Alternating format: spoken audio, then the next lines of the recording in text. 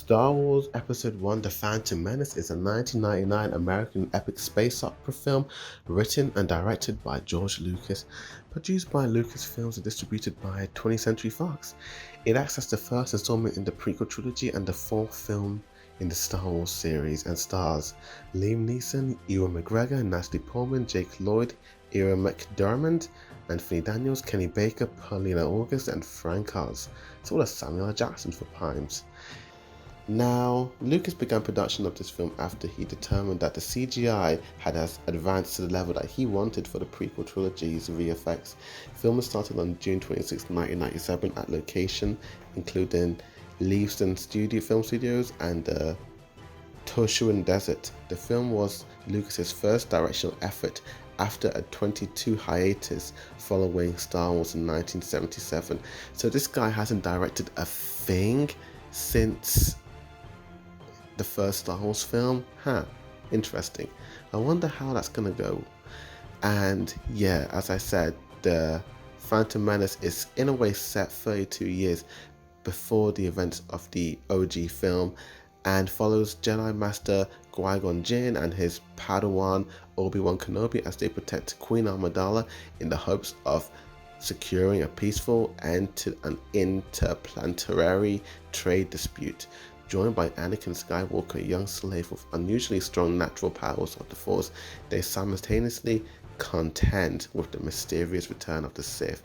And the film was released in theaters on May 19th, 1999, after almost 16 years after the premiere of the previous film, Return of the Jedi. So this film's premiere was extensively covered by the media.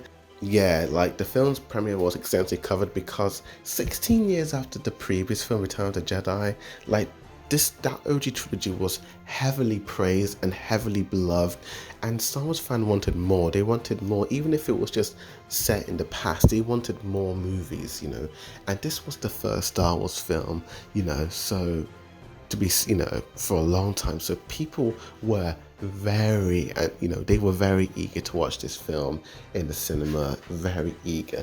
And when it was released, it received mixed reviews from critics who praised the visuals and action sequences, John Williams' musical score, and some of the performances, notably Liam Neeson and Ewan McGregor, but criticized the screenplay, characterization, and the respective performances of I. Adam Best as Jar Jar Binks and Jake Lloyd as Anakin Skywalker.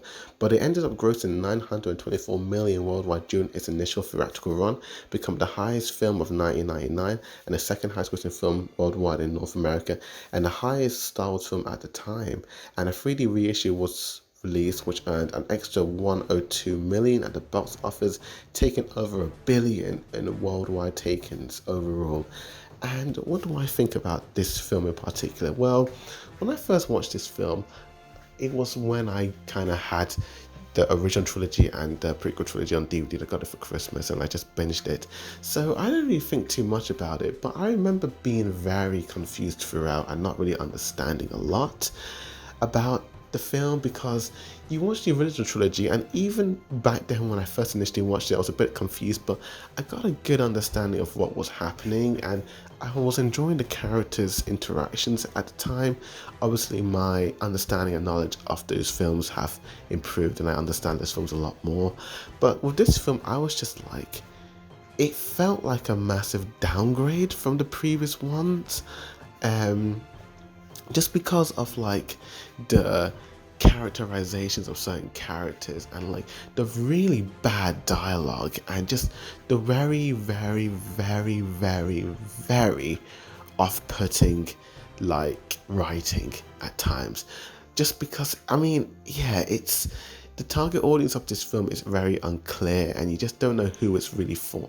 But after rewatching this film countless times over, my love of the film has slightly improved and there are praises I can give this film. So let's talk about the good of the film.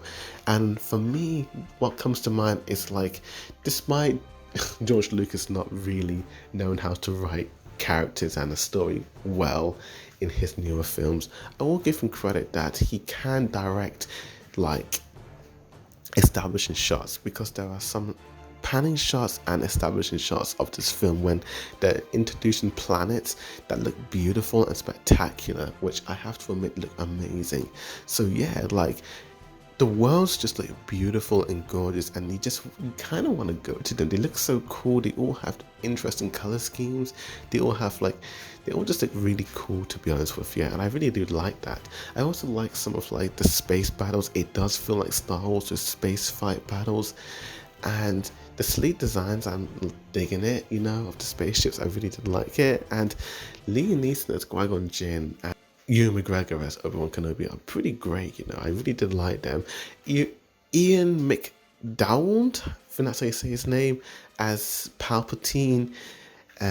He's pretty awesome in this film, and I feel like the funny thing is that in this film, all like the British act in these prequel trilogies, all the British actors or anyone from the UK are like the best part of the films, because I feel like and Yoda and Samuel Jackson, they're okay, but I always feel like they were like the more better people, to be honest with you, in terms of the acting, and yeah, I did like John Williams' like extra musical score, and like that final fight with Obi-Wan and Qui-Gon Jinn versus Darth Sidious was just phenomenal. The musical score was epic, and the lightsaber fight was so action-packed and just this is like Jedi's in their prime.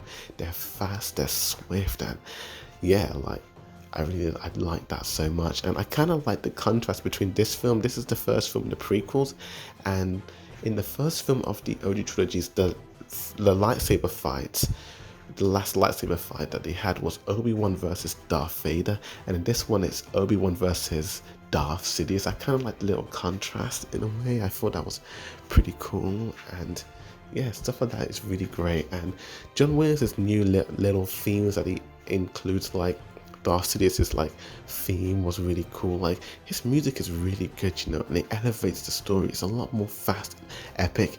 It kind of sounds like Harry Potter at times, but I can kind of forgive that, to be honest with you. And yeah, just really great. But in all honesty, that's all I'm giving praise for this film, because this film is a mess.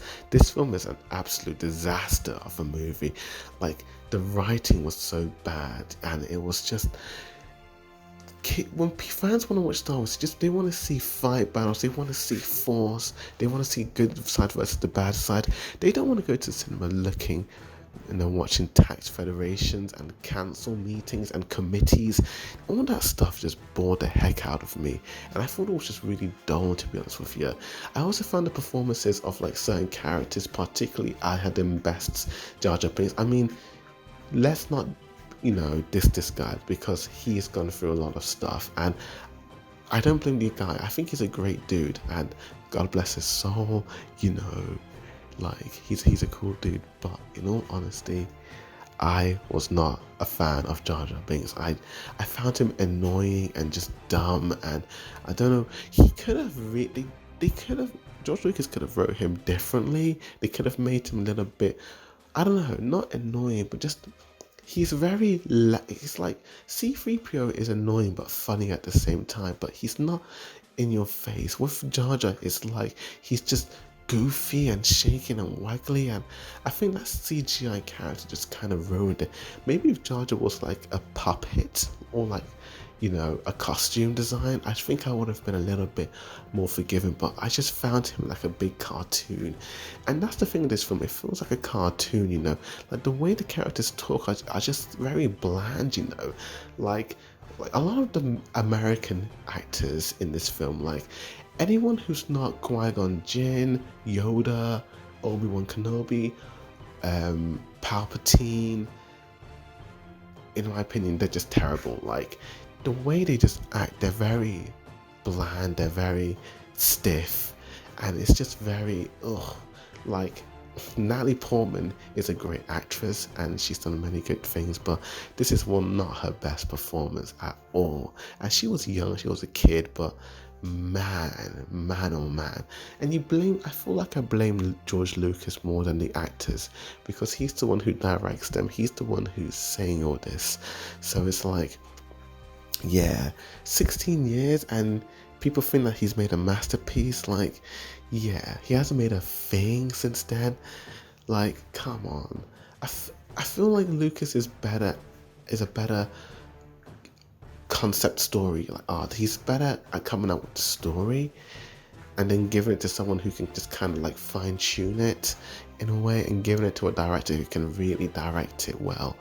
But Lucas was just, oh, and I feel like this film and the next others gave him a really bad reputation, and I see why Disney did not want him to be involved in any way or form in a way in their new films.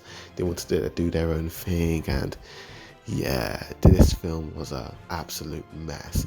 But the thing is that I wasn't really bored with it. Okay, the council meetings and that long pod racing sequence was long, but it's one of those films you just kind of sit with your friends and just laugh at it. You can't take it seriously. It's very bad. It's very stupid.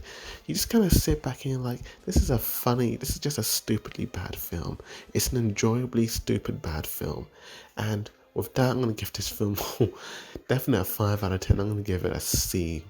It's not awful. I'm not going to say never watch it, because there are a lot of good moments and I can't hate it too much, but this might be one of the worst Star Wars films in the series. It's not that great. But thanks for watching this review. Please like and share this video and comment down below and tell me what's your favourite Star Wars flick. With that said, thanks for watching. As always, Boy Review signing out.